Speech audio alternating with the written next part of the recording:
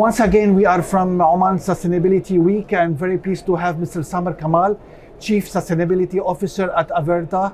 Thank you very much for being with us. Thank you. The waste sector is a very complex formula across the world, across the globe, in the region, here in Oman. Averda is a major player, not only in Oman, but regionally and globally. Would you please basically give us an overview of the waste sector in terms of opportunities and risks? Wow, it's a big question. Yes, for a big company.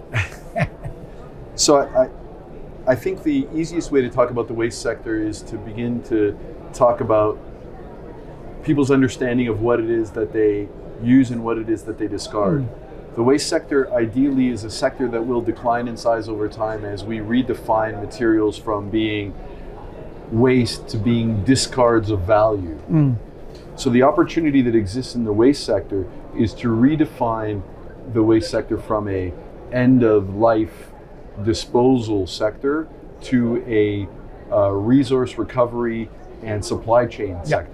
Innovation plays a major role in it, basically. Waste to energy, all across. So what is your strategy in this regard and recommendation, the most suitable for Oman to start with? So in Oman, we are focused on a couple of things. We're focused on what we call capture, which is securing and acquiring discarded materials in a way that will be useful downstream. Yeah.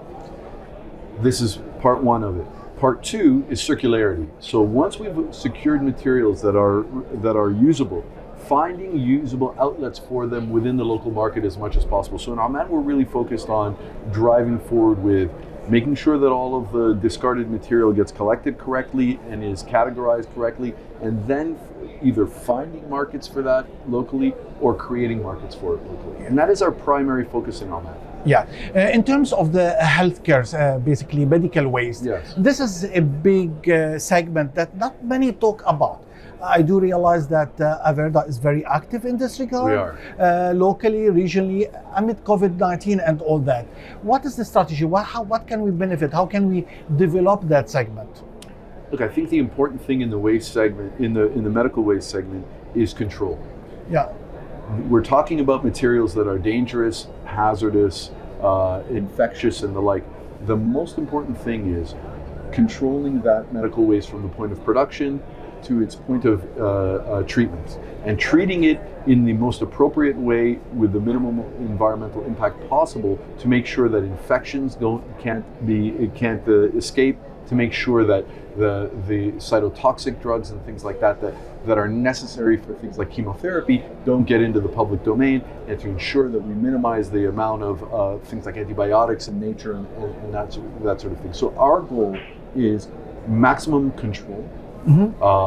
We work with our partners here, like who drive policy in Oman, to make sure that policy is at its best, that we are leading in terms of how we perform and leading the thinking about policy. Yeah. Are we applying the world's finest practices in terms of medical healthcare in the region? Without question. The medical waste treatment, when done correctly, is very binary. Yeah. You've either destroyed the dangerous material or you haven't. Yeah. Right? So the whole region is pursuing that same standard and using that same standard in all of the modern contracts. It's quite simple. Yeah. Last question. We saw in your presentation the social aspect, which is the S of ESG. Yes. This is a very delicate topic that, again, not many talk about, especially in the waste sector in the Middle East.